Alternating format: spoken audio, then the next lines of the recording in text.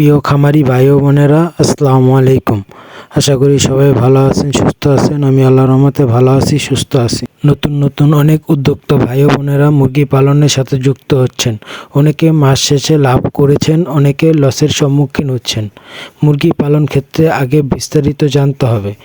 এগুলো কিভাবে বিক্রয় করতে হয় সেই বিষয়ে আগে জানতে হবে, তারপর এই খামার শুরু করতে হবে। আমি যখন দেশি মুরগি পালন করি, 2টা মুরগি দিয়ে শুরু করেছি। বর্তমানে ছোট বড় মিলে 35টি মুরগি আছে আমার খামারে। আমি মাস শেষে ভালো টাকা ইনকাম নাও করলে আমার পরিবারের ডিমের চাহিদা ও কিছু মুরগি বৃদ্ধি করতেছি। নতুন যারা খামারি আছেন তারা কেন লসের সম্মুখীন হন, এই বিষয় নিয়ে ভিডিওটা আলোচনা করব। আমার ভিডিওটা ভালো লাগলে একটি লাইক ও চ্যানেলটি সাবস্ক্রাইব করে দেন। আলহামদুলিল্লাহ, আমার মুরগি পালন করে ভালো আছি, কারণ আমি অল্প সংখ্যক মুরগি দিয়ে মুরগি পালন করা শুরু করেছি। আমি সবার উদ্দেশ্যে বলি, যারাই মুরগি পালন করতে ইচ্ছুক বা পালন করেন সবাইকে অল্প মুরগি দিয়ে শুরু করেন। নতুন অবস্থায় মুরগি পালন করলে নানা রকম সমস্যা হয়ে থাকে, যেমন ব্রুডিং ব্যবস্থা, ভ্যাকসিন ব্যবস্থা, ওষুধ ও খাবার ব্যবস্থা ইত্যাদি। জানা না থাকলে এক সময় সব মুরগির বাচ্চা মারা যায় ও লসের সম্মুখীন হয়ে থাকে। এক সময় মুরগি পালন করতে আর মন চায় না, তাই অল্প মুরগি দিয়ে খামার শুরু করবেন।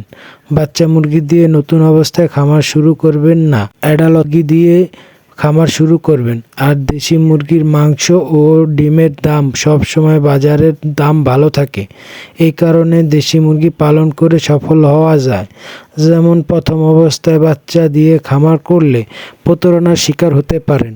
আপনাকে দেশি মুরগির বাচ্চা বলে সোনালী মুরগির বাচ্চা দিয়ে দিবেন, সেখানে বড় লসের সম্মুখীন হতে পারেন, কারণ দেশি মুরগির দাম আর অন্যান্য মুরগির দাম অনেক ভিন্ন থাকে।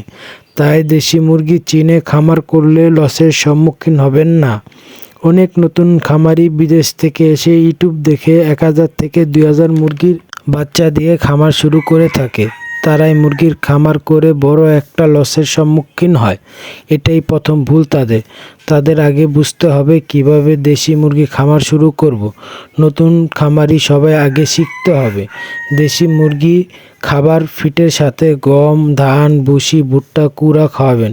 এতে আপনার মুরগির খাবার খরচ কম হবে আর মুক্ত অবস্থায় পালন করে থাকবেন। এই মুরগি দিয়ে আপনি অল্প অল্প করে মুরগির বাচ্চা ফুটিয়ে খামার বৃদ্ধি করে মুরগি পালন করলে নতুন খামারি ইনশাআল্লাহ লসের সম্মুখীন হবেন না। অল্প অল্প করে খামারে প্যারেন্টস মুরগি বৃদ্ধি করতে থাকবেন।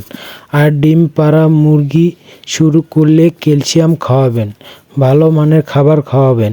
এতে ডিম বিক্রি করে ভালো টাকা লাভ করা যায়। প্রথম অবস্থায় ডিম বিক্রি না করে খামারে মুরগি বৃদ্ধি করবেন।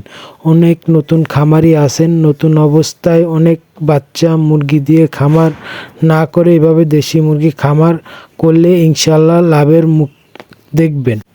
এতে খামার বৃদ্ধি করতে 1 বছর সময় লাগলেও আপনি অনেক কিছু শিখতে পারবেন। কষ্ট করে ভিডিওটা দেখার জন্য ধন্যবাদ।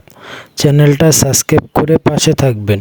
আজকে ভিডিও এই পর্যন্ত। সবাই ভালো থাকবেন, সুস্থ থাকবেন। আসসালামু আলাইকুম।